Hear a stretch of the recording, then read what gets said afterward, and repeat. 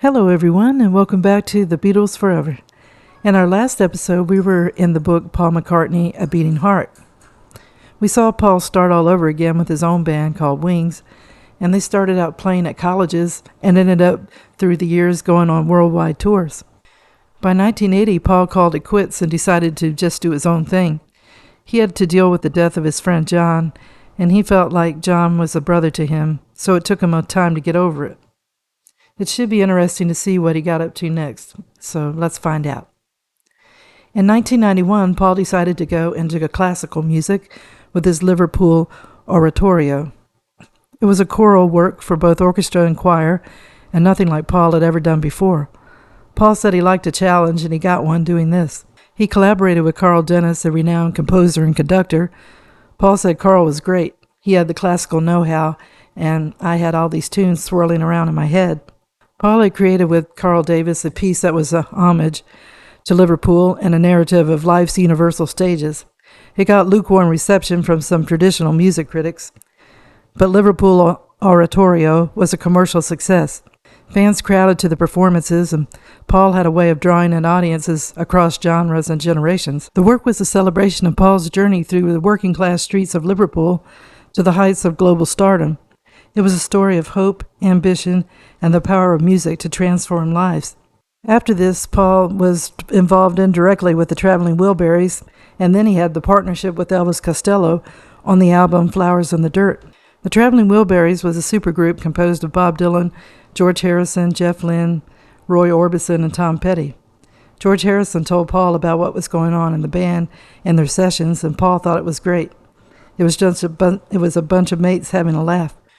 Paul got to do a collaboration with Elvis Costello with the album Flowers in the Dirt. Critics and fans thought it was some of Paul's best work in years. Paul said that working with Elvis was like looking in a mirror. 2 tracks became classics, and they were My Brave Face and Put It There. Paul said working with Elvis was like working with John again.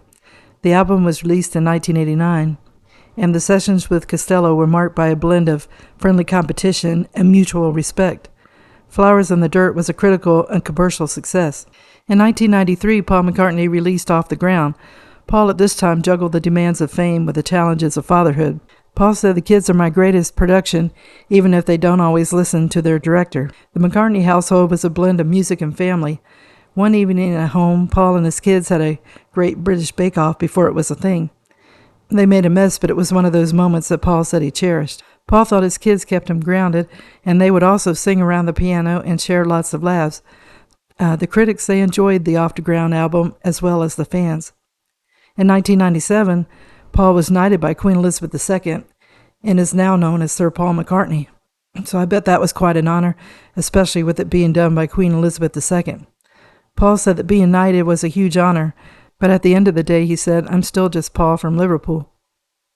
And that year, he also released the album Flaming Pie. Paul got the title from the story of how the Beatles got their name. He said, I love the idea of a flaming pie coming down and giving us our name, so why not an album?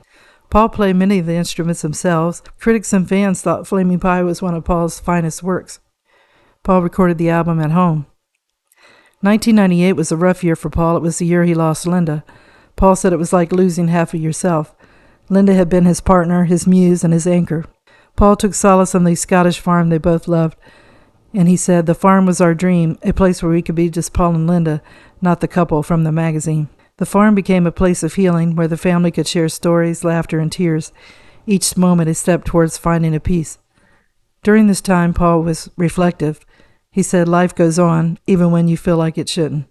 Paul felt that Linda was their light, and now we must find that light in each other. Paul found solace once more in his music, and he went to his recording studio, and it was his refuge. 2001, Paul McCartney released Wingspan, Hits in History. It was a retrospective compilation that showed a journey through his past glories. It was all that he achieved with Wings. It was a success with old and new fans embracing the collection. Paul remembered that they had started Wings as an experiment, and he was surprised the way it took off.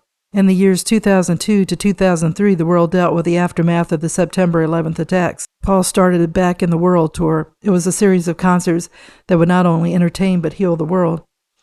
And Paul, he had great energy on stage. It was a concert where people gathered for hope. The set list Paul McCartney came up with was like a musical odyssey. There were songs from the Beatles, Wings, and his solo albums. The years 2004 to 2005, Paul created the album Chaos and Creation in the Backyard. The producer was Nigel Godrich, who worked with Radiohead and Beck. Nigel had Paul digging deeper into his songwriting. He would say to Paul, "Come on, Paul, you could do better than that," and Paul said that he was right. At this time, Paul was in a relationship with Heather Mills, who was an influence in his music. The album was a success. It had Paul evolving as an artist while remaining true to his roots. The years 2006 to 2008, Paul and his personal life was in the tabloids. He was divorcing Heather Mills, and Paul continued with his new music and continued his philanthropic endeavors. Paul managed to keep his humor during this time. He said, "You got to laugh, haven't you?" In the year 2010, Paul embraced the digital age. He said it's all about music finding its way to the people. The digital landscape was a new frontier. Paul said, "I remember when a record was something you could hold in your hand. Now it's all in the clouds." In 2013, Paul released the album New. He said he was in his 70s by this time, and he was willing to experiment and adapt. Also in that year, he staged a secret concert at a small London venue. Those that were lucky enough to attend, it was an intimate one, like playing in the Cavern Club. Paul said it felt like we were back in the 60s for a night. The years 2014 to 2015, Paul got a call from Kanye West asking to work with him. Paul said, "Who?" But it turned out to be quite the ride. They created the 4 or 5 Seconds, a track that brought Paul's timeless musicianship with contemporary sounds of Kanye and Rihanna. Paul and I played a few chords, and Kanye would say, "That's it." The years 2016 to 2018, Paul came out with the album Egypt Station. It was a chart-topping success. The idea came to Paul because he was fascinated with the idea of a musical journey. Each song is like a station, and the album was a vibrant tapestry of sounds and stories, each track transporting listeners to a new destination on Paul's musical odyssey. The album was a commercial and critical triumph. It debuted at #1 on the charts. It was Paul's first solo album to reach the top spot in the United States since 1982. The artwork for Egypt Station was another narrative, a visual representation of the music's exploratory nature. The cover was vibrant paintings that was done by Paul. Paul said he loved painting as much as he loved music. When Paul looked back on the album and its impact, he did so with a sense of gratitude and a touch of nostalgia. "You know, when I started out, I just wanted to make music with my mates, and here I am still making music, and it's still thrilling." 2018 to 2019, Paul had the Freshen Up Tour. In the tour, he had tributes to John Lennon and George Harrison that the crowd appreciated. Paul said that when he plays Here Today, it's like John's right there with me. And he played George's song Something on the ukulele because George loved that instrument. Paul kept up the rigors of the concert tour by staying fit. He said a nip of yoga, a tuck of veggie diet, and a whole lot of rock and roll. Paul said, "As long as I can pluck a string and sing a note, I'll be out there, freshening up the world one show at a time." So 2020, this was a year of COVID. Paul used this time that mostly everybody was staying home, and he turned it into creativity. He went to a studio to start his album McCartney 3. Paul once more was just messing around, not expecting anything, and he played every instrument. COVID made him appreciate the little things. His tracks had songs like Winter Bird and Find My Way. The instruments were like old friends to him. Fans were hungry for comfort and embraced the familiarity and warmth. As the world got back to normal, Paul's music served as a reminder of the resilience and beauty that can be found in challenging times. His songs, enriched by the accompaniment of Sussex's wildlife, showed the ingenuity that Paul had to find a way to let light in, even when the days seemed darkest. The years 2020 to 2021, Paul started to take on activism and advocacy. He supported Black Lives Matter. He started the Meat Free Monday campaign in support of the climate crisis. He stated that meat-free meal is a step toward a better world. And one time during a recording session, Paul paused to rescue a spider from the control room and carried it outside. He said, "Every little creature has its place. We've got to look out for all of them." That reminded me of the time that Paul and George took a trip together and stayed at a friend's family's house. There were spiders in the room, and they killed them. They didn't know the family had named the spiders and thought of them as pets. And maybe Paul felt guilty, and that's why he started saving spiders. 2022 to 2023, Paul is now in his 80s and has an enduring legacy with new artists covering his song. and Paul considered it an honor. He still tours and has concerts and are a celebration of music. Paul, when asked when he would retire, stated, "Retire from what? From being me?" Paul said that music is the closest thing we have to magic, and I'm happy to have been a magician for as long as I have. So we reached the end of the Paul McCartney, A Beating Heart.